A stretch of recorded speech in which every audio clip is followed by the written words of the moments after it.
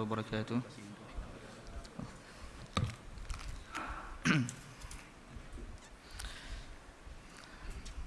Bismillahirrahmanirrahim. Alhamdulillahi rabbil alamin wassalatu wassalamu ala asyrafil anbiya'i wal mursalin wa ala alihi wa ashabihi wa man tabi'ahum bi ihsanin ila yaumiddin. Asyhadu an la ilaha illallah wahdahu la syarika lah wa asyhadu anna Muhammadan abduhu wa rasuluh. Allahumma salli ala sayyidina Muhammad wa ala alihi wa ashabihi ajma'in, amma ba'da.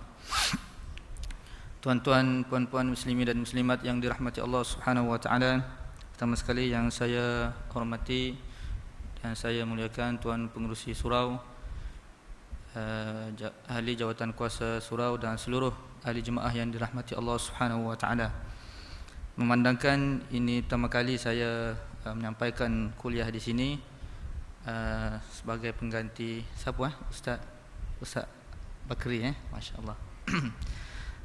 Jadi izinkan saya mentaaruf diri saya secara ringkas mungkin, ya, supaya kita mungkin lebih mengenali insya-Allah. Jadi nama Muhammad Khairullah bin Mamad. Muhammad Khairullah bin Mamad berasal dari Pasir Putih, Kelantan, orang Kelantan. Sekarang berumur 30 tahun, sudah berkahwin.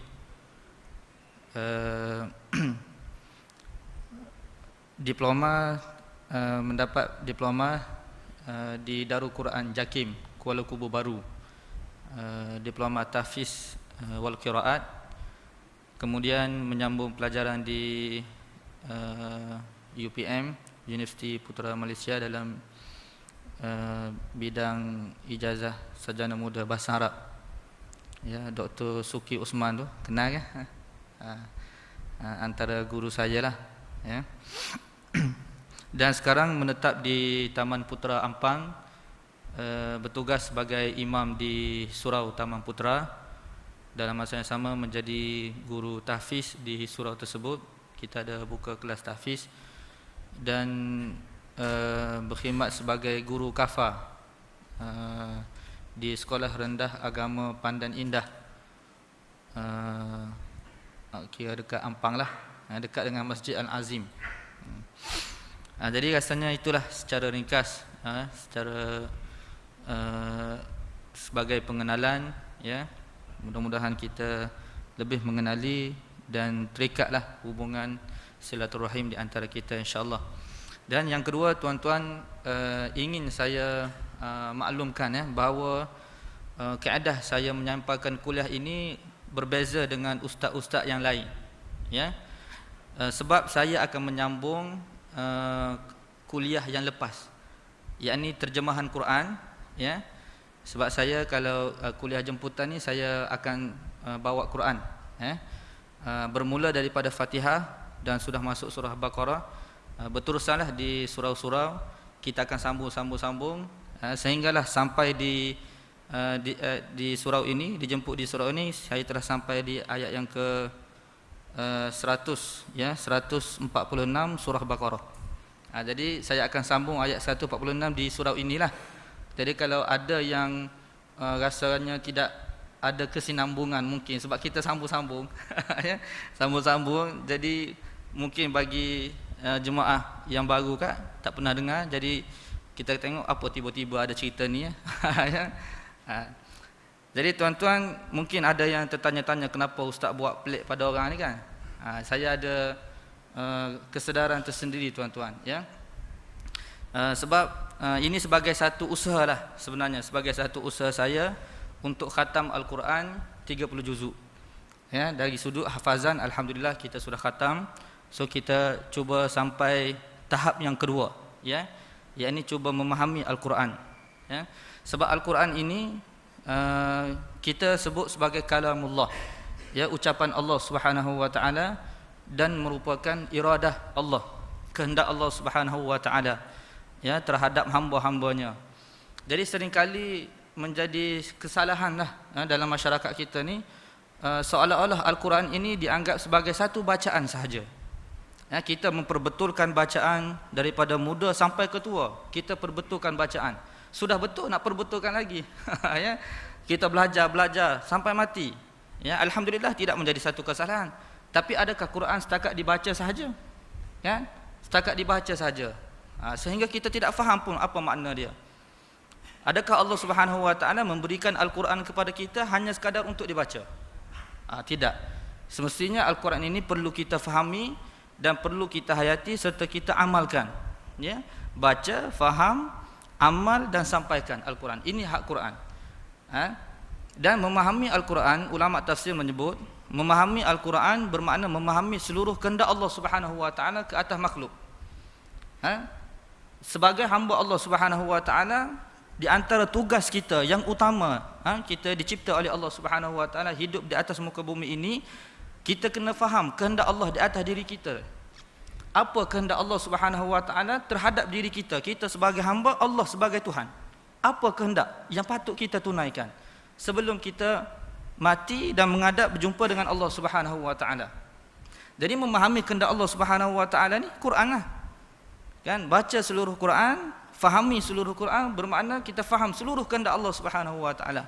Sebahagian masyarakat kita dia memahami ya kehendak Allah Subhanahu wa taala dalam kepada kita di atas muka bumi ini solat, puasa, zakat, haji, cukup. Ya, cukup. Kalau itu kehendak Allah tuan-tuan, kan? Cukup 5-6 ayat Allah Subhanahu wa taala turunkan. Kan? 5-6 ayat cukuplah. Untuk kalau itu sahaja kehendak Allah Subhanahu wa taala terhadap hamba, terhadap makhluk. Tapi Quran ini bukan 5-6 ayat ataupun 5-6 surah, 5-6 muka, 6,000 ayat lebih yang perlu kita fahami sebenarnya. Ya. Jadi masalahnya tuan-tuan, kalaulah kehendak Allah ini pun kita tidak faham, bagaimana kita nak tunaikan?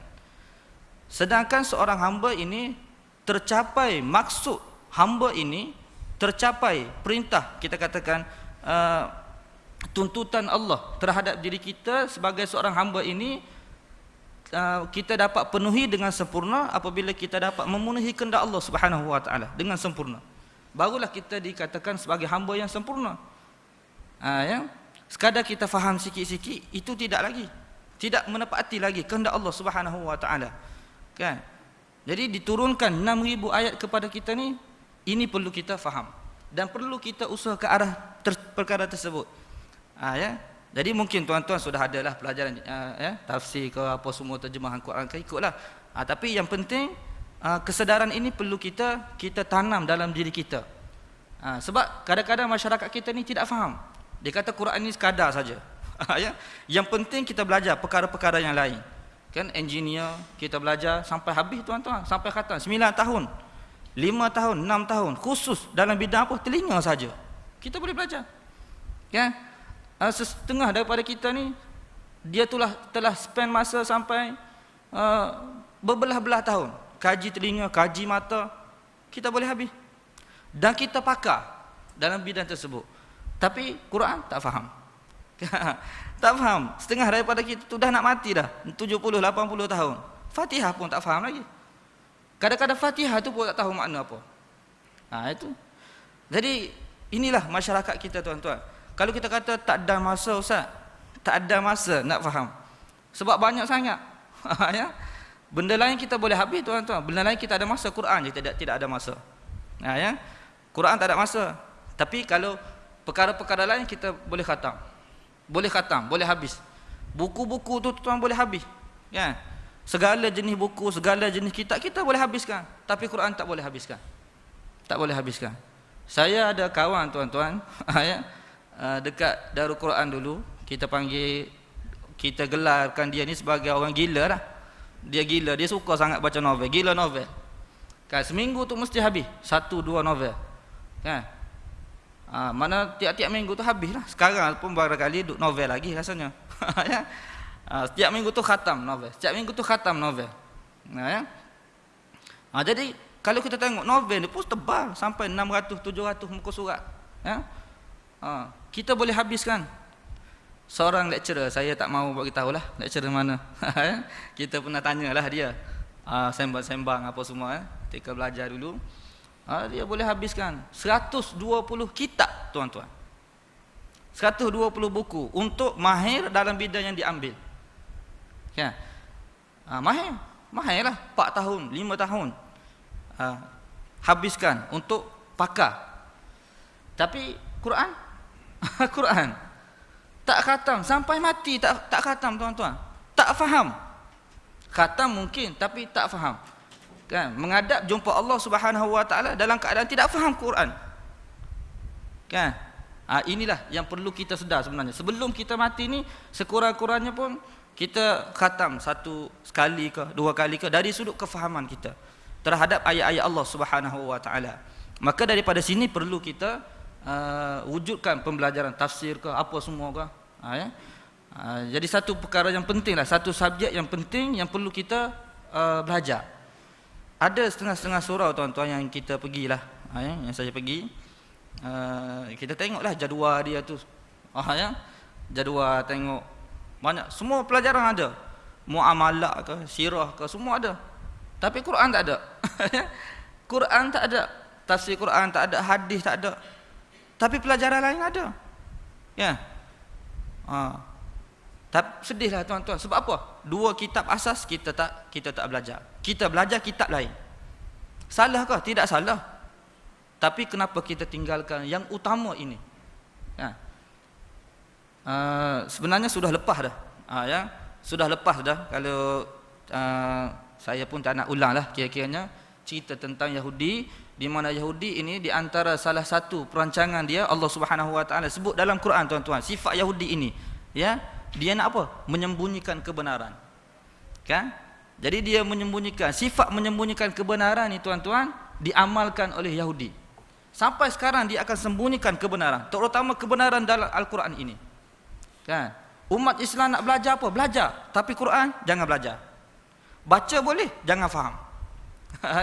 Jangan hayati kesedaran Quran, jangan bagi ada dalam setiap jiwa umat Islam. Sebab apa? Bila dah ada kesedaran Quran, bahaya. Kan? Perubahan yang cukup berbahaya terhadap umat Islam ini.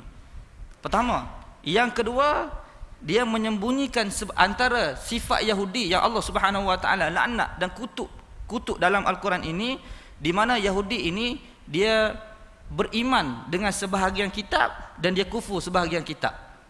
Kan? Ini dia. Lepas tu dia menyembunyikan bahagian-bahagian tertentu daripada kitab Allah Subhanahu wa taala. Sebahagian dia sampaikan, sebahagian dia sembunyikan. Ya. Sebab itulah tuan-tuan, ketika saya belajar dulu, ni kita cakap terus teranglah, ikutlah tuan-tuan nak tuduh saya apa. Ya. Ketika saya belajar dulu di masa sekolah menengah dulu, sekolah menengah agama Saniyah lah, di agama Arab. Ini saya ingat lagi, ustaz tu bagi tahu, ustaz guru kita lah, dia kata pihak tertentu, kita tak mahu sebut, dia tak bagi kita ni ajar surah Bara'ah tu, surah Anfal, surah Bara'ah. Dia kata surah ni bahaya ni. Sebab apa? Banyak sebut cerita tentang perang, cerita tentang jihad. Takut semangat jihad tu timbul dalam diri masyarakat ni, bahaya. Ya. Sebab tu Quran ni tuan-tuan, bila mana umat Islam sedar, dia akan memberi satu semangat yang luar biasa lah. Jadi dia tak bagi. Nak belajar surah lain, belajar. Ya. Tapi yang ni jangan belajar. Sebab itulah mereka ini wujudkan sistem semesta supaya kita secara automatik kita tidak dapat menyempurnakan pembelajaran Quran ini. Kan? Sebab itulah tuan-tuan, kalau kita perhatikan sistem semesta ni, kan, saya tak setuju, sebab saya sendiri pun belajar. Ya. Tapi kalau kita tengok asal usul tu, kan, diwujudkan oleh Yahudi, mereka lah yang mewujudkan sistem ni. Untuk menghapuskan pembelajaran kulit ke kulit umat Islam terdahulu. Ini kaedah pembelajaran asal umat Islam. Ilmu ni kita perlu belajar semua, bukan kita belajar sikit-sikit. Sebab tu tuan-tuan, dalam surah Maidah Allah Subhanahu wa taala jelaskan bahawa antara sifat Yahudi ni, walaupun mereka menyembunyikan satu ayat daripada kitab Allah, dikira mereka menyembunyikan kitab Allah juga. Kitab Allah ni kita perlu belajar semua, bukan belajar separuh-separuh dah. Ya? Semua kita kena belajar. Mereka akan sembunyikan bahagian-bahagian tertentu yang penting-penting daripada kitab Allah Subhanahu wa taala, supaya tidak diketahui, tidak difahami oleh manusia. Ini sifat Yahudi. Ya, sifat Yahudi. Sebab itulah mereka, apabila kita belajar tuan-tuan, saya bagi tahu terus terang. Masa Darul Quran dulu, diploma, kita belajar tafsir 2 semester. Surah Al-Mulk tak habis. Ya, tak habis. Kan? Tapi bila mana kita dapat diploma, tertulis dalam di diploma itu apa dia? Tafsir. Kita sudah belajar tafsir, tapi belajar tu surah Al-Mulk tak habis pun belajar. Kan? Dan juga sama jugalah dalam ijazah ke, mungkin kita akan belajar kata paling tinggi pun 2 tahun. Kan? 2 tahun. Kalau di pondok tuan-tuan, saya tanya, saya pun tak pernah belajar pondok. Tapi kita tanya kawan-kawan yang belajar pondok tu, Jalalain ni tafsir ringkas, ya. Jalalain tu 4 tahun baru habis. Itu belajar setiap hari tu. Ya, setiap hari. Kan?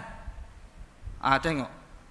Jadi oleh kerana pembelajaran ringkas ni kita dah jadi tak ada masa dah untuk kita belajar semua. Belajar, okey, kamu ambil lah bahagian-bahagian tertentu daripada Quran, belajar. Kami akan keluarkan pengiktirafan bahawa kamu sudah belajar tafsir Quran, kamu sudah belajar fiqh, kamu sudah belajar semua. Tapi yang kita belajar tu satu bahagian, tak habis pun. Ya. Tidak ada kemahiran dalam ilmu tu.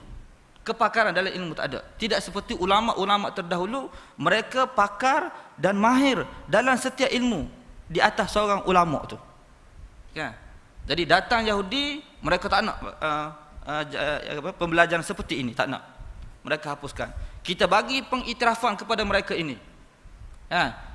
Ijazah ada, master ada, PhD ada, tapi belajar sikit. Mereka yang belajar kat pondok tu tuan-tuan, kan, bertahun belajar. Kenapa tak ada pengiktirafan kepada mereka? Mereka belajar hari-hari, habis kitab tu. Tak ada pengiktirafan. Nak kerja tak boleh. Ya. Ini perancangan Yahudi. Sehingga zaman dahulu tuan-tuan, nak hantar anak ke pondok ni takut. Sebab apa? Sebab tak ada pekerjaan. Susah hidup. Berapa ramai yang dulu yang hantar pondok tu? Yang hantar pondok tu tuan-tuan, kalau anak tu 9, kan, yang dah gagal UPSR dah tu. Gagal dah UPSR tu, baru masuk pondok. Kan, tak boleh pergi dah.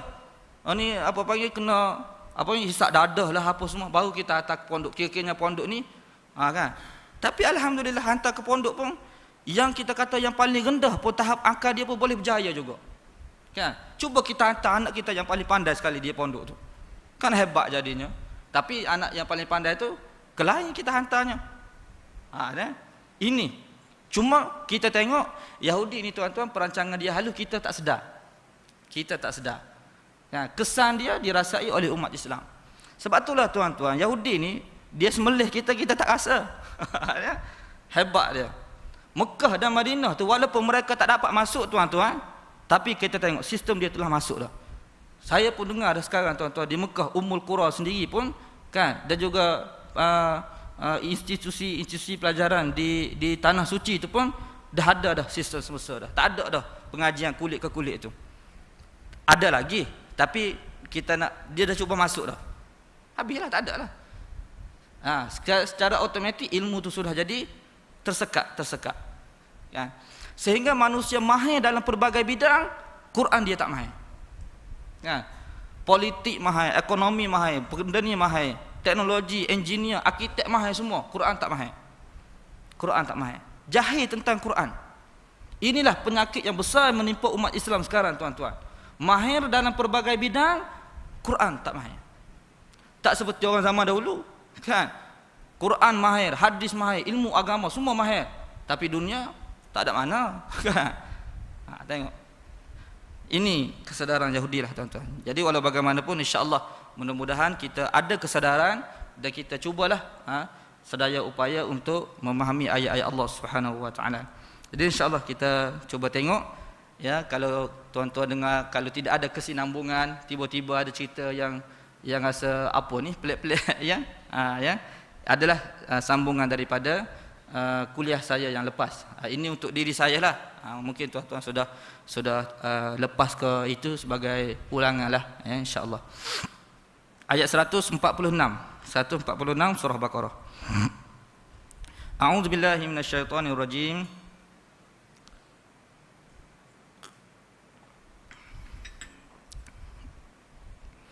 Alladzina atainahumul kitaba ya'rifunahu kama ya'rifuna abna'ahum wa inna fariqan minhum la yaktumunal haqqa wa hum ya'lamun.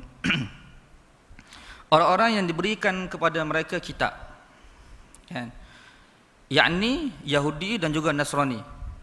Ya, mereka diberikan orang-orang yang diberikan kepada mereka kitab, yakni Yahudi dan juga Nasrani. Ya'rifunahu, mereka ini mengenali Nabi. Ya, mereka ini kenal Nabi sallallahu alaihi wasallam kama ya'rifuna abna'ahum, sebagaimana mereka ini kenal anak-anak mereka. Tengok sifat Yahudi. Ya. Dari satu sudut ni Allah Subhanahu wa taala menceritakan kelebihan ahlul kitab.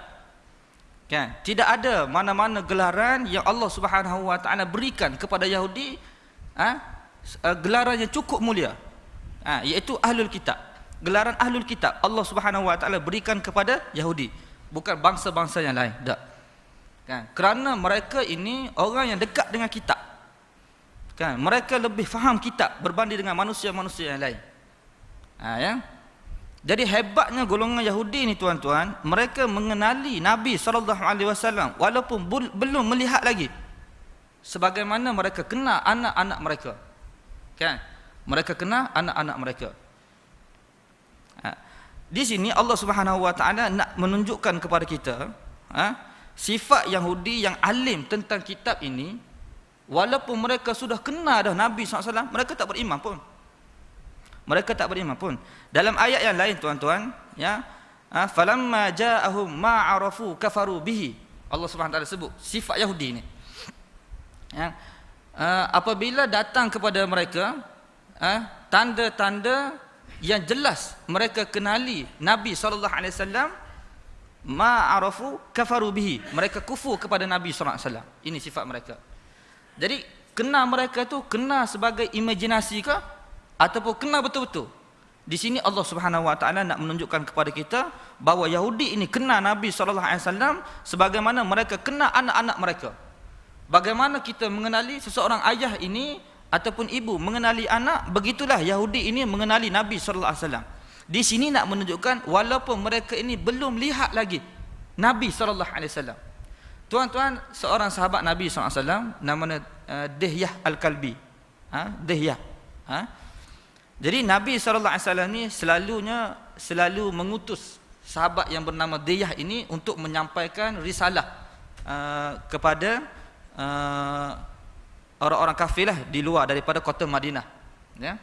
Dihyah Al-Kalbi ni, dia wajah dia hampir-hampir sama dengan wajah Nabi sallallahu alaihi wasallam. Ya. Jadi Nabi SAW selalu utus dia. Jadi satu kali Nabi SAW ni telah utus dia ni pergi berjumpa dengan seorang pembesar Yahudi di luar kota Madinah. Ya. Jadi apabila dia ni sampai dan berjumpa dengan pembesar Yahudi tersebut, orang Yahudi ni telah bawa dia ni pergi ke satu bilik bawah tanah. Ya, bilik bawah tanah. Jadi dia bawa dia. Jadi dia tu pergi tu, tengok dalam bilik tu tuan-tuan ada patung-patung. Patung-patung. Patung-patung yang diukir oleh pembesar Yahudi lah. Sehinggalah sampai di satu patung ni, ya, dia kata kepada dia, wahai dia, kan, inikah Nabi kamu? Dia tanyalah. Ya, dia kata betul, ini Nabi kami. Sebab apa tuan-tuan? Sebab dia tengok wajah dia tu, kan, sama dengan patung tu. Lebih kurang sama lah kita katakan. Nak kata-kata sama sepenuhnya tu pun kita pun tak tahu juga. Tapi dia apabila Yahudi kata begitu tu nak menunjukkan bahawasanya wajah dia tu sama dengan patung tersebut. Dan Yahudi ni faham. Ini sifat Yahudi.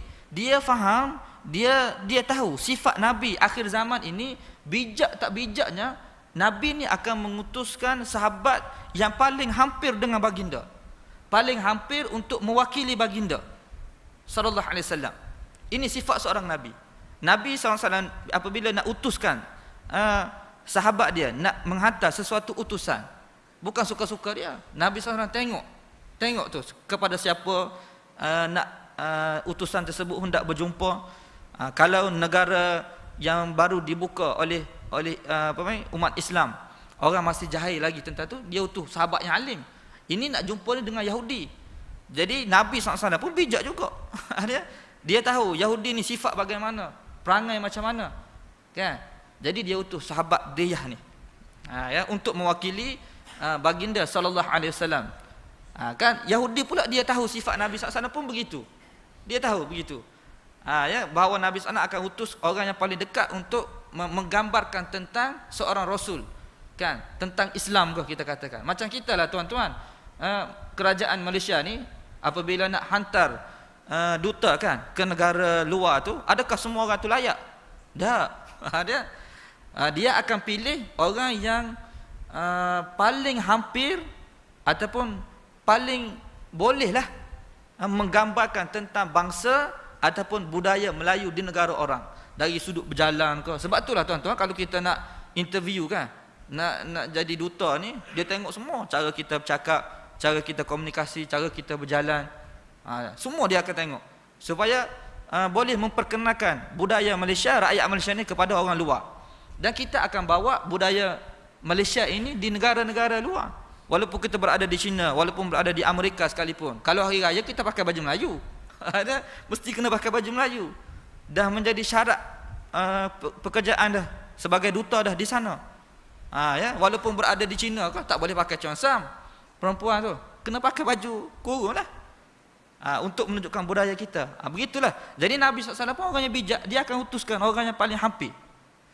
Jadi kita nak cerita di sini bahawa Yahudi tu dia boleh ukir patung Nabi SAW tu. Walaupun kita kata tidak tepat sepenuhnya, tapi boleh menggambarkan berdasarkan kitab-kitab dia lah. Allah Subhanahu Wa Taala cerita dalam kitab-kitab mereka ini sifat Nabi SAW, sifat Nabi akhir zaman, tanda-tanda Nabi akhir zaman. Sebab tu mereka boleh kenal Nabi SAW. Kan? Abdullah bin Salam tuan-tuan, pembesar Yahudi, dia masuk Islam tu, dia tengok saja. Dia tengok Nabi SAW, okey, sifat pertama, sifat kedua, cukup. Dia masuk Islam. Kan? Ini orang Yahudi ni. Dia Yahudi ni tuan-tuan, di Madinah dia tidak seperti musyrikin Mekah. Musyrikin Mekah ni mereka tidak ada kitab. Ya. Mereka tak ada kitab, mereka tidak ada panduan. Mereka hanya mendakwa saja mereka mengikut millah Nabi Ibrahim alaihissalam. Kan? Pengikut Nabi Ibrahim alaihissalam. Panduan dia tak ada. Tetapi Yahudi ni dia ada panduan. Dia ada rujukan dia. Sebab itulah tuan-tuan, orang Arab di Madinah dia lebih mudah menerima Islam daripada penduduk Mekah penduduk musyrikin di Mekah tu. Sebab mereka sebelum Nabi SAW hijrah tu, mereka sudah dengar dah cerita-cerita tentang Nabi akhir zaman daripada Yahudi sendiri. Apabila Nabi SAW hijrah tu, mereka lebih mudah dah terima Islam. Ya? Ini keadaan dia. Kita nak cerita tu kebijaksanaan Yahudi. Mereka benar-benar mengenali Nabi SAW. Tapi persoalannya, kenal Nabi SAW, adakah mereka beriman dengan Nabi? Tak, tuan-tuan. Kenal saja tu tak ada faedah. Ya.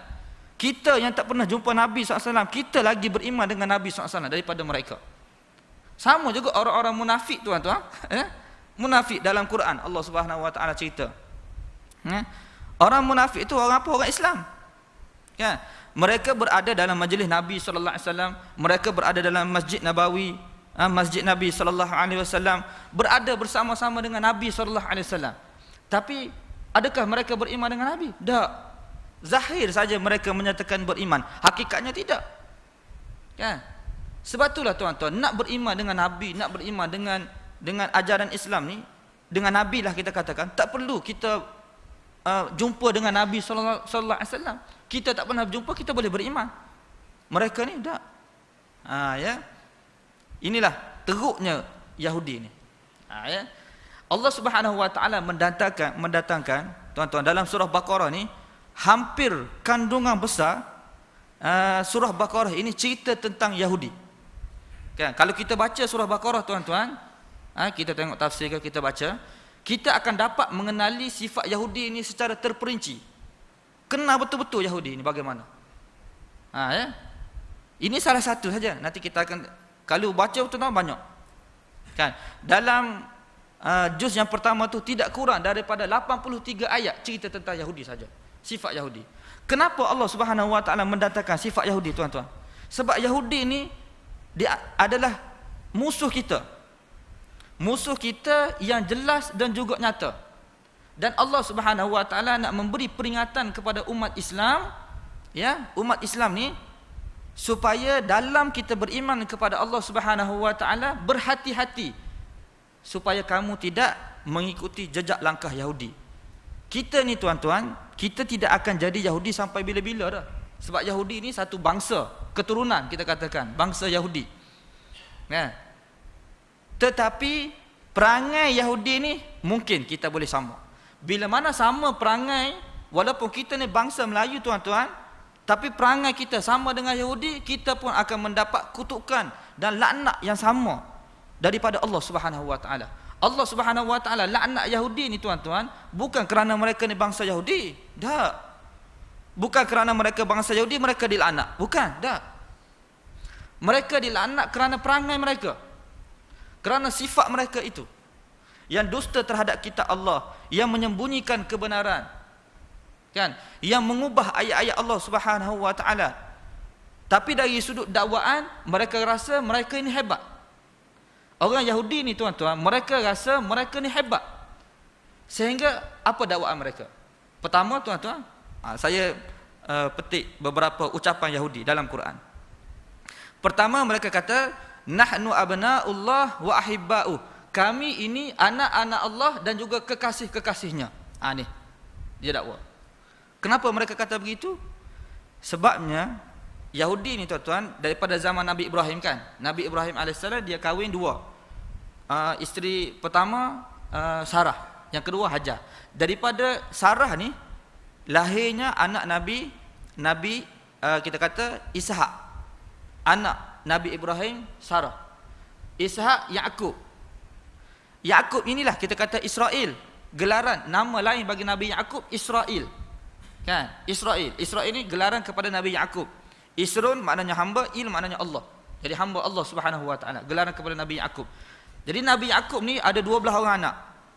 Ya, 12 orang anak dia. Ya, di antara salah satunya Nabi Yusuf. Daripada keturunan Nabi Yaqub inilah kita katakan keturunan Bani Israel. Sebab apa? Daripada keturunan mereka ini sampailah kepada Nabi Isa alaihissalam, Yaqub, Yusuf, Ayub, Syuaib, kan? Daud, Sulaiman, Ilyasa, apa semua ni kebanyakan adalah daripada keturunan Yahudi, Bani Israel.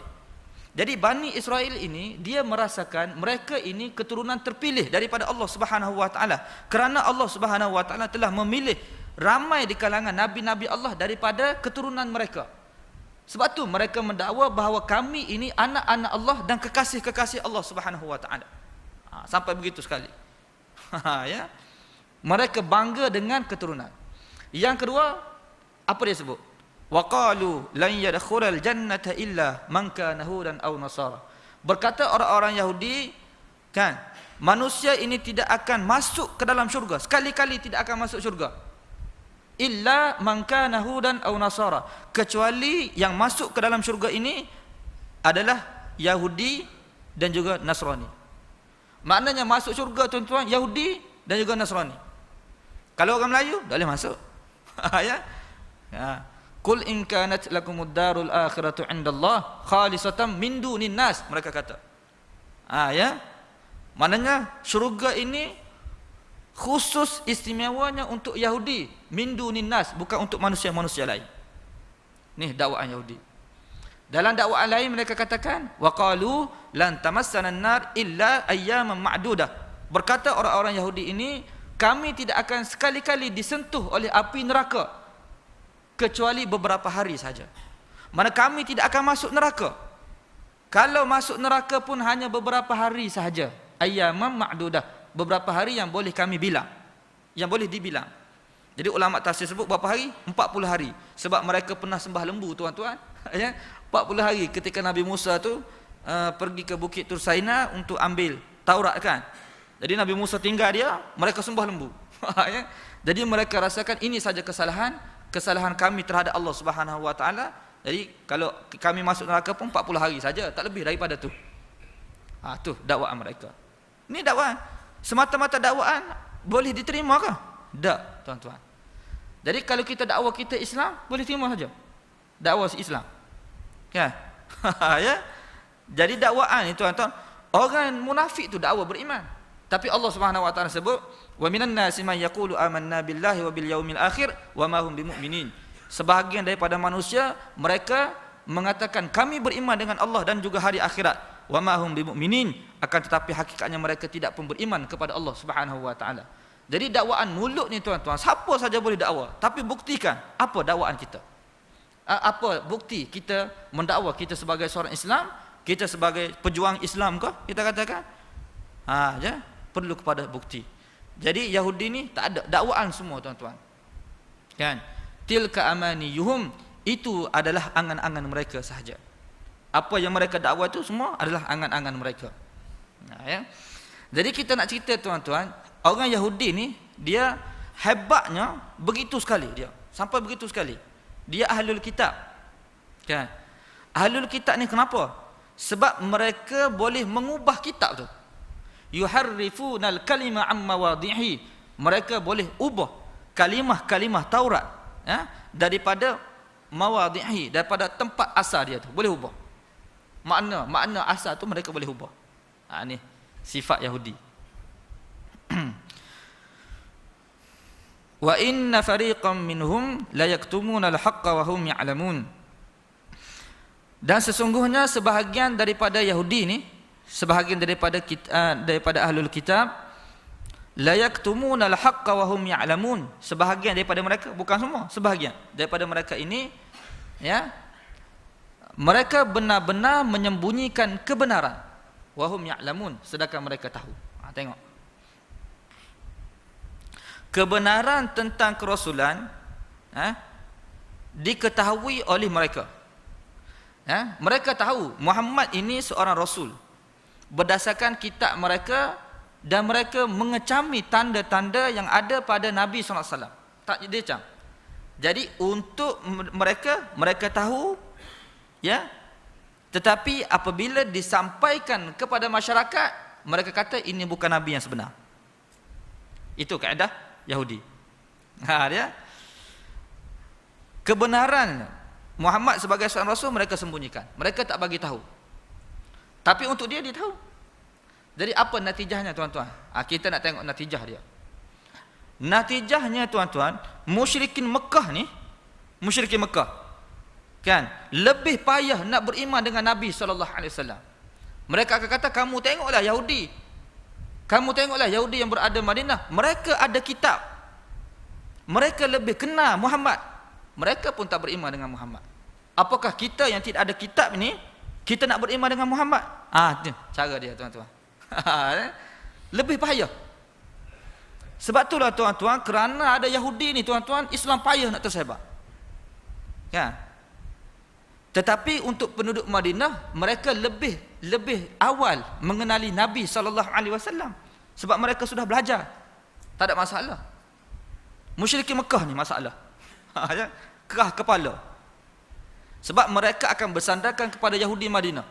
Sebab Yahudi di Madinah ni tuan-tuan, lambang kealiman. Kan? Dikenali mereka ni sebagai seorang alim. Sebab itulah tuan-tuan, Allah Subhanahu wa taala nak ajar kepada kita ni supaya manusia ni buka mata. Kan? Mana-mana di kalangan umat Islam yang alim, dia sembunyikan kebenaran, termasuk seperti Yahudi juga. Kan? Sebab itulah ulama tafsir tuan-tuan dia sebut macam mana? Dia kata, mana-mana ayat dalam Al-Quran cerita tentang Bani Israel, cerita tentang Yahudi, dituju juga kepada setiap alim ulama dari kalangan umat Islam. Sama ada dia mufti ke, dia ustaz ke, dia profesor ke, dia guru ke, kan, dia tu imam ke, sama juga. Cerita tentang Yahudi, ulama kena beri perhatian. Takut-takut apa yang dilakukan oleh Yahudi itu sama dengan mereka. Sama dengan mereka.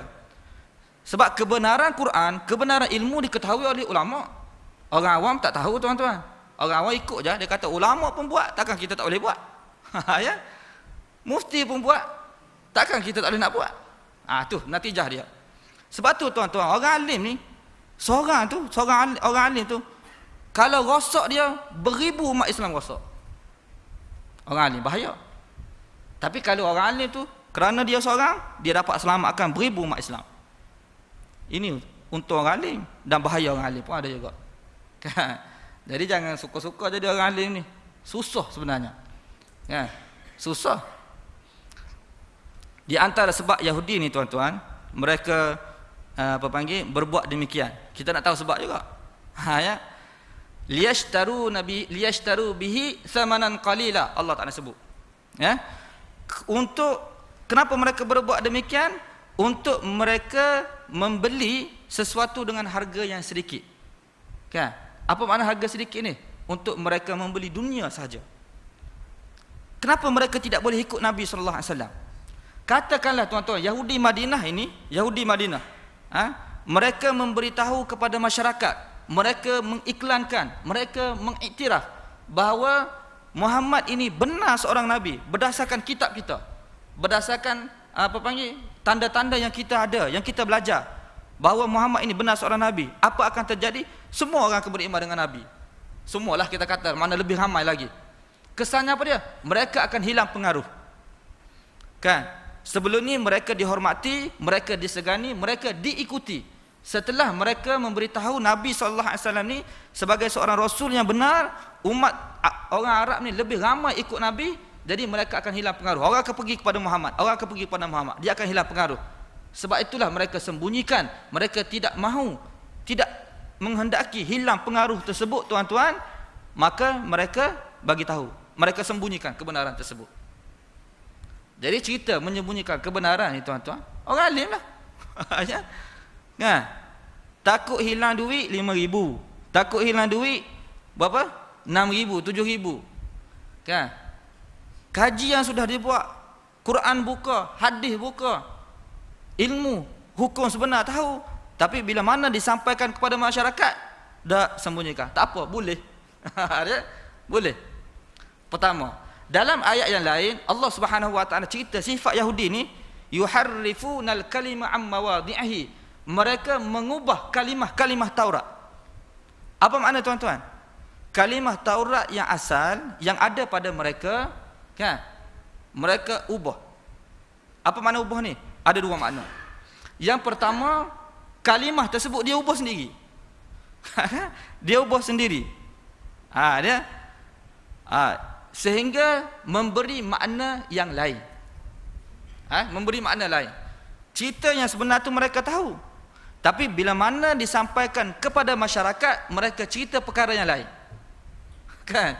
Cerita perkara yang lain. Yang asal mereka tahu, tapi cerita disampaikan itu berbeza. Kita katakan kalau dalam istilah belajar agama ni, dalam istilah kita belajar, kalau dalam kitab-kitab Arab ni tuan-tuan, belajar subjek agama ni, dia ada matan. Setiap subjek tu dia ada matan. Matan ni macam syair lah, kita katakan lebih kurang begitulah. Orang Arab dulu, mereka nak mudah ingat ilmu, mereka buat syair. Ya.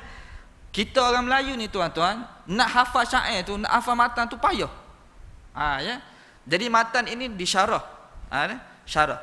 Jadi istilah yang kita gunakan, yakni mereka syarah berbeza dengan matan. Matan cerita lain, syarah lain. Kalau tafsir, Quran cerita lain, dia tafsir lain. Ikut kepala otak dia sendiri, bukan berdasarkan kaedah yang sebenarnya. Itulah maknanya. Jadi itulah yang dilakukan oleh orang-orang Yahudi ini. Bahaya tu tuan-tuan. Ilmu yang sebenar dia tahu, tapi ilmu yang dia sampaikan kepada masyarakat berbeza. Hukum sebenar dia tahu, tapi disampaikan kepada masyarakat berbeza. Inilah amalan yang dilakukan oleh ulama-ulama. Mana-mana ulama, mana-mana orang alim yang melakukan perbuatan begini, termasuk seperti orang Yahudi, hukum seperti orang Yahudi. Jadi laknat yang sama juga diterima oleh mereka. Mereka dilaknat bukan kerana kejahilan, mereka alim tuan-tuan, Yahudi ni alim, kan? Tapi kenapa mereka dilaknat walaupun mereka alim tentang kitab, berbanding dengan musyrikin Mekah tu? Sebab inilah perangai mereka. Mereka benar-benar menyembunyikan kebenaran, wahum ya'lamun, sedangkan mereka ini mengetahui perkara yang demikian. Sebab tu bahaya tuan-tuan jadi orang alim. Ya. Bahaya ni kalau tak kena cara lah. Ya. Kalau kena cara, alhamdulillah banyak ilmu, banyak manfaat, banyak pahala. Tapi kalau tak kena cara, bersedia dah. Sebab itulah kalau kita perhatikan ya, ulama ni bukan semua ulama masuk syurga dah. Kan? Bahkan kemungkinan termasuk awwalu man yuhasabu fi yaumil hisab. Kan? Awwalu man yuhasabu yaumul qiyamah. Ya, termasuk golongan yang pertama akan disoal di hari kiamat. Ya, orang-orang alim ini. Tapi jangan pula tak nak belajar ilmu. Ya, tak nak jadi alim. Ya. Kita rasa kalau macam tu kan tak naklah kita belajar jadi orang alim. Bukan. Jahil itu bahaya juga jahil. Jahil ini musuh. Ya, musuh kepada diri sendiri. Ayat yang ke-147, Al-haqqu min rabbika fala takunanna minal mumtarin. Al-haqqu ni yakni wa huwa al-haqqu. Yakni Nabi SAW berita tentang kenabian itu merupakan kebenaran daripada Tuhan. Ya, kebenaran daripada Tuhan. Fala takunanna minal mumtarin, dan janganlah kamu termasuk dalam kalangan orang yang ragu-ragu tentang kenabian. Kan? Nabi SAW tu yang membawa risalah, kamu sudah ikut. Apabila dengar cerita tentang Yahudi yang cerita bahawa Nabi itu adalah palsu, di antara dakwaan dia kata Nabi itu palsu. Sebab dalam kitab mereka pun ada cerita Nabi palsu, dia kata. Ya, ada cerita Nabi palsu. Dia kata Muhammad ni termasuk dalam Nabi palsu. Jadi yang Nabi palsu tu yang disampaikan oleh mereka bukan berdasarkan ilmu mereka. Dalam ilmu mereka dia tahu ini Nabi yang benar, tapi dia sampaikan ini Nabi palsu. Kan? Apabila dengar cerita perkara yang begitu daripada orang-orang Yahudi, maka jangan kamu termasuk dalam ragu-ragu. Sebab ragu-ragu ni boleh mengeluarkan manusia daripada kebenaran, boleh membawa manusia ni kepada murtad. Tuan-tuan, ketika Nabi SAW,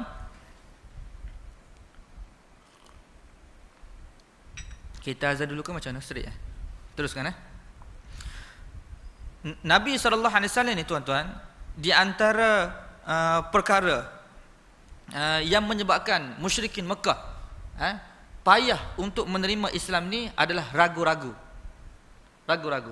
Mereka ragu-ragu dua perkara. Pertama, mereka ragu-ragu adakah benar Muhammad ini seorang rasul. Yang kedua, adakah benar apa yang dibaca oleh Nabi, oleh Muhammad ini, kita sebut Muhammad lah sebab kita nisbah kepada mereka. Ya.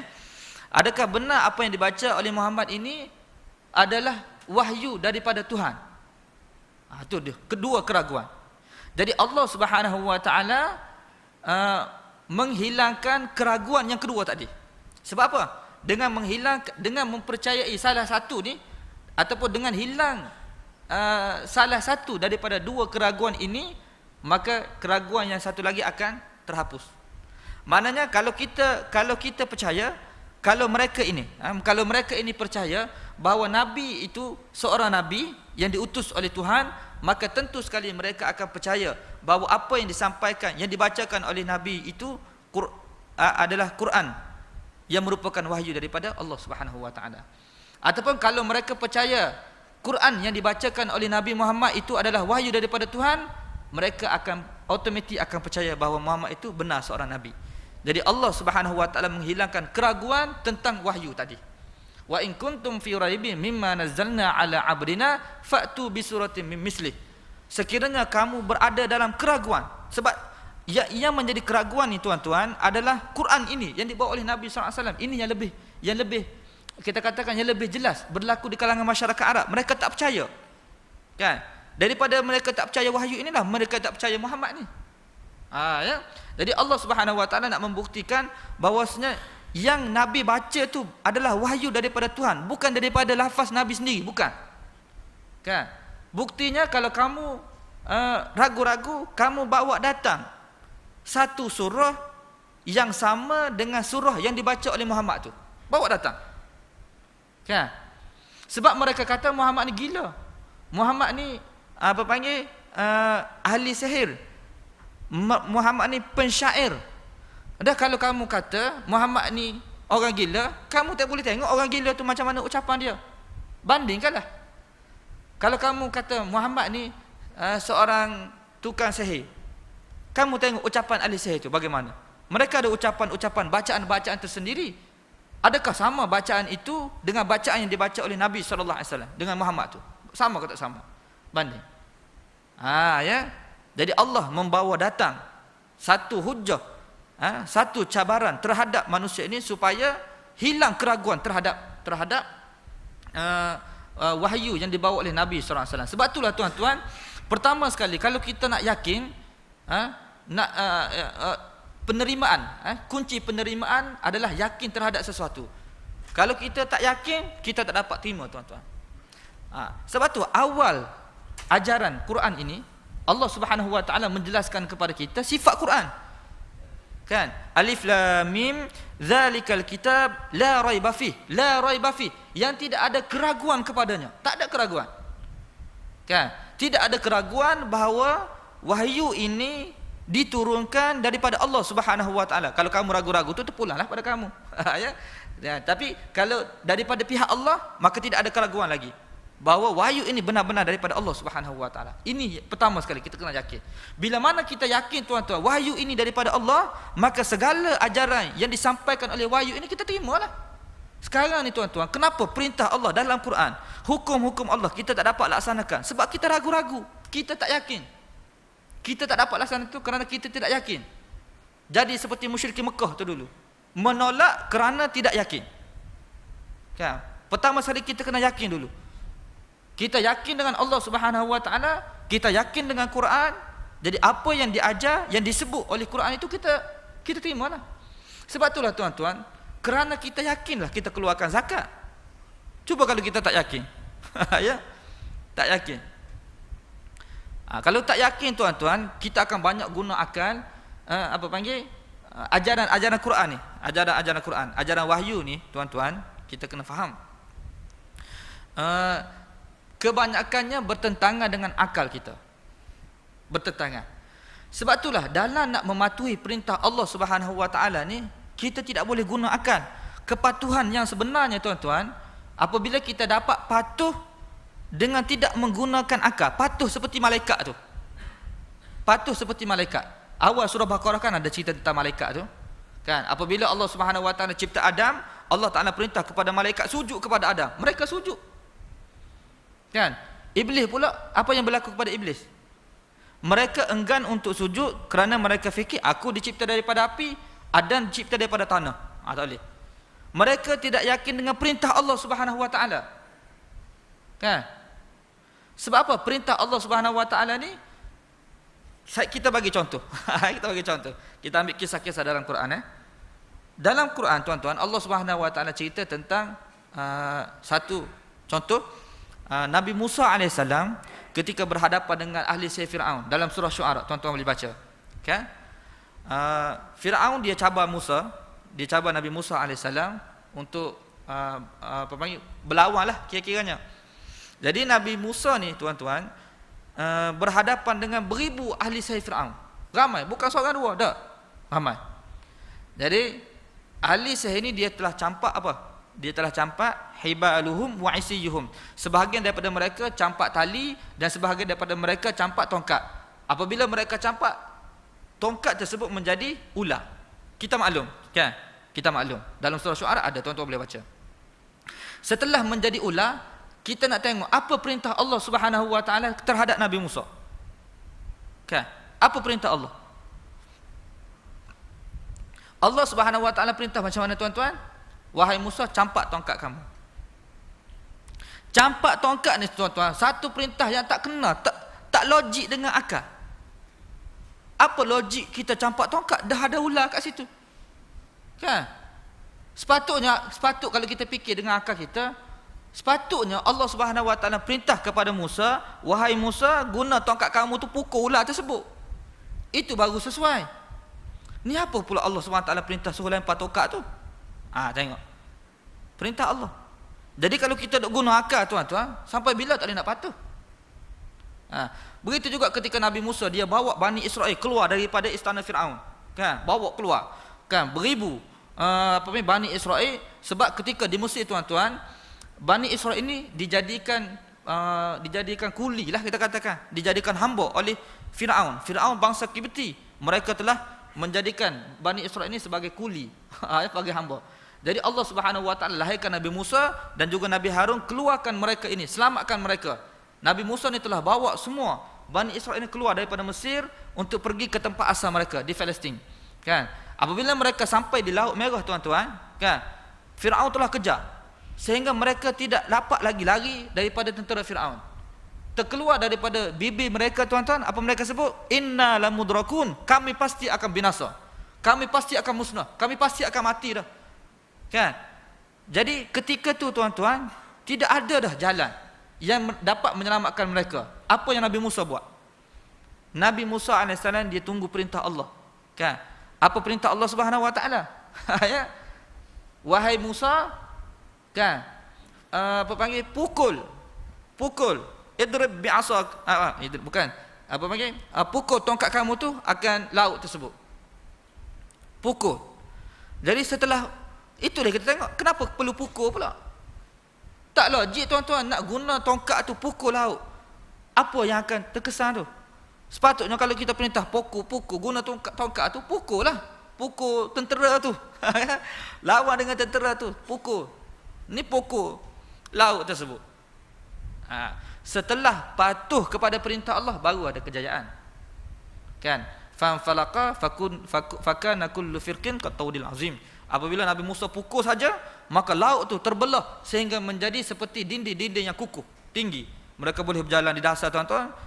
Mana air laut tu jadi seperti dinding. Taud maksudnya seperti benteng lah, yang besar. Tengok. Sama juga, tuan-tuan. Apa faedah Allah Subhanahu Wa Taala suruh kita ni solat, kan, puasa, zakat tu, itu melemahkan. Kan? Dah kalau kita nak umat Islam ni maju, kan, maju ni kenapa perlu keluarkan zakat? Kenapa perlu keluarkan zakat? Sepatutnya kalau kita kata, kan, nak membina ekonomi ni, kumpullah duit banyak-banyak. Keluarkan zakat ni dah menyebabkan harta kita kurang. Sebab tu berapa ramai orang tak nak keluar zakat. Ramai. Lepas tu puasa pula. Kan? Apa logik suruh puasa pula? Daripada subuh sampai kepada maghrib, lama tu, letih orang. Ramai orang kita tak puasa tu. Sebab letih lah, lemah. Tengok. Kan? Mana bertentangan dengan akal kita. Dan Nabi Ibrahim AS, kita tengok, Nabi Ibrahim lagi pelik, tuan-tuan. Wa idz batala Ibrahim rabbuhu bikalimatin fa'atammahun. Ya, Allah Subhanahu Wa Taala telah uji Ibrahim dengan pelbagai ujian. Ya, Ibrahim ni akhirnya dapat menyempurnakan segala ujian Allah Subhanahu Wa Taala. Sebab tu, tuan-tuan, kita tengok cerita Ibrahim ni beberapa muka surat sebelum ini, Allah Subhanahu Wa Taala datangkan antara kisah Nabi yang mula-mula sekali. Mula-mula sekali dalam Quran. Allah Subhanahu Wa Taala nak tunjuk kepada kita hakikat ketaatan yang sebenarnya ada pada Ibrahim AS. Kita dalam kita nak patuh kepada Allah Subhanahu Wa Taala ni, tengok Nabi Ibrahim AS.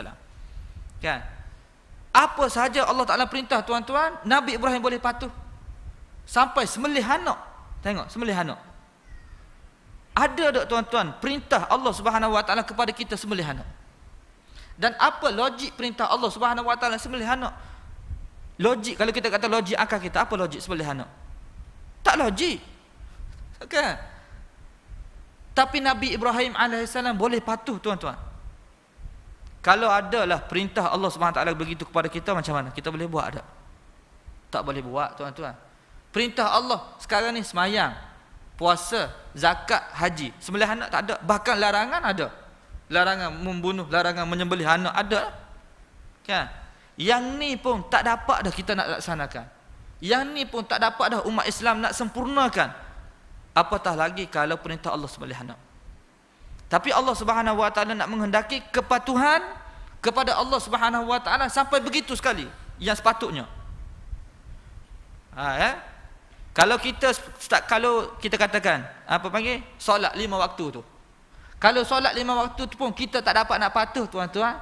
Kalau ada perintah Allah seperti kepada Nabi Ibrahim tu, sudah tentu kita tak dapat tak dapat sempurnakan. Beranak bunuh, dia katakan. Tak ada. Nabi Ibrahim begitu.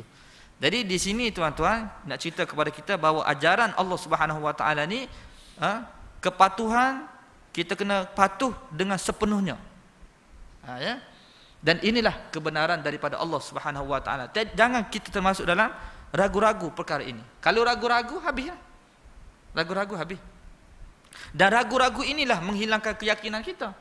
Syaitan ni, tuan-tuan, dia nak antara perkara yang pertama dia rosakkan, Dia rosakkan umat Islam ini, iaitu mereka menjadikan manusia ini ragu-ragu tentang sesuatu lah. Apabila ragu-ragu, rosak. Ragu-ragu, hilang keyakinan. Lawan kepada yakin, ragu-ragulah. Fawaswasalahuma syaitanu liyubdiyalahuma. Kan? Syaitan ini telah mewaswaskan mereka berdua, Adam. Kan? Jadi ragu-ragu. Ragu-ragu tentang Quran, ragu-ragu tentang ajaran Allah Subhanahu wa taala. Kita tolaklah hukum Allah Subhanahu wa taala, tak mahu terima. Kan? Dan kita cuba mencari alasan, pelbagai alasan kerana tak mahu terima. Kan? Kalau kita yakin betul-betul, kalau yakin tuan-tuan, kita tengok kalau yakin. Kan? Orang kata kepada kita, kamu bagi sekarang 10,000, insya-Allah tiap-tiap bulan, tiap-tiap tahun kan, kamu akan dapat dividen, kita katakan. Ikutlah apa kan. Ya, pelaburan kita akan dapat. Kan? Oleh kerana yakin ini, kita sanggup buat apa saja. Ada tanah, kita jual tanah. Kan? Melabur 100,000 dalam pelaburan. Kan? Sebab apa? Keyakinan ini akan mendorong kepada kita lakukan apa saja. Tapi kalau ragu-ragu, akan meninggalkan apa saja perintah Allah Subhanahu wa taala. Sebab itulah tuan-tuan, sahabat ini mereka yakin. Mereka yakin di sebalik kematian ini syurga. Di sebalik peperangan ini syurga. Dia tidak seperti munafik. Munafik mereka tak yakin. Ya. Tuan-tuan, munafik ni, munafik satu perangai juga. Cerita terperinci orang munafik ni, Allah Subhanahu wa taala cerita dalam surah An-Nisa. Baqarah ni cerita terperinci tentang Yahudi. Kan? Selepas Baqarah, Ali Imran. Ali Imran cerita terperinci tentang Nasrani. Perangai orang Nasrani bagaimana? Selepas Ali Imran, An-Nisa. An-Nisa ni cerita perinci tentang orang munafik. Ya, orang munafik. Mereka tak yakin. Orang munafik ni tuan-tuan, apa panggil? Mereka, lidah mereka lebih manis daripada tindakan mereka. Ketika belum berperang, mereka tanya Nabi SAW, ini sebagai akhirlah tuan-tuan. Mereka tanya Nabi SAW, wahai Rasul, bila nak berperang ni? Masa tu perintah perang belum turun lagi. Ni perang orang munafik. Jadi mereka tanya tu, semangat nak pergi berperang ni, sebab belum perang lagi. Dialah paling bersemangat. Tapi setelah Allah Subhanahu wa taala izinkan turunnya ayat uzina lil ladzina yuqatiluna fi sabilillah, diizinkan kepada umat Islam ini untuk berperang dan adalah perintah-perintah perang, maka apa jawapan mereka? Apa jawapan mereka? Kan? Lima katabta alaina alqital laula akhartana ila ajalin qarib. Dia jawab kepada Rasul, wahai Rasul, kenapa kamu sekarang ni kamu tentukan kepada kami ni peperangan? Ya, laula akhartana ila ajalin qarib, boleh tak kamu tangguhkan sedikit peperangan tersebut? Tangguhkan, bukan kami tak nak berperang ni. Sekarang ni buah kurma tengah masak tu. Buah kurma tengah masak ni, jadi beratlah nak pergi berperang ni. Ya? Jadi biar dulu kita settle ni, cari keuntungan dulu baru kami pergi berperang. Tu ciri orang munafik tu tuan-tuan. Apa yang orang munafik tu? Ada tak dengan kita sekarang? Kalau ada tu na'udzubillah lah. Lebih sedap. Sebab tu tuan, sebab apa? Ragu-ragu. Kalau mereka yakin tuan-tuan, tak ada dah. Sebab apa? Kejayaan tu dalam kematian. Kan? Orang sahabat-sahabat ni tuan-tuan, mereka sengaja tanya Rasulullah bila nak berperang tu, sebab mereka nak syahid. Mereka nak syahid. Kan? Mereka nak mati syurga tu. Kerana mereka yakin dengan peperangan, dengan syahid ni mereka masuk syurga, mereka sanggup. Kita ni tuan-tuan, macam mana agak-agak kalau sekarang berlaku peperangan? Tak. Sebab itulah ini lawan. Pertama sekali kena ada keyakinan itu terhadap Quran, terhadap perintah Allah Subhanahu wa taala. Kalau kita yakin tuan-tuan, melalui sedekah contohnya, sedekah. Kan? Sedekah ni Nabi SAW sebut ma naqasat sadaqatun min malin. Kan? Sedekah ini tidak akan mengurangkan harta seseorang itu. Tengok, pelik. Pelik tuan-tuan agama ni. Tak ada yang kita kata tepat dengan akal tu. Tidak mengurangkan harta. Ini janji Rasulullah SAW. Kan? Tapi kenapa kita rasa berat untuk sedekah? Sebab apa? Syaitan tu. Inna syaitan ya'idukumul faqra wa ya'murukum bil fahsya. Sesungguhnya syaitan ini menjanjikan kepada kamu kefakiran. Dengan infak yang kamu lakukan itu, kamu akan dapat fakir. Dia kita akan jadi ragu-ragu, tuan-tuan. Syaitan tu itu dia peranan dia. Kan? Daripada keyakinan tu dia cuba ragu-ragukan. Dia tak hilangkan keyakinan kita. Ragu-ragulah. Ragu-ragu ni 50-50. Kalau dalam akidah, tuan-tuan, percaya Allah tu ada ke tak ada? Ya? Ada ke tak ada? 50 kata ada, 50 kata tak ada. Itu tertolak. Tak ada. Dia kena qat'i, yakin qat'i, baru kita akan rasa kesungguhan. Jadi tuan-tuan, inilah ya, saya rasa saya berhenti setakat inilah, walaupun banyak melencong ke arah lain. Ya, minta maaf. Cuma kalau ada soalan mungkin ya.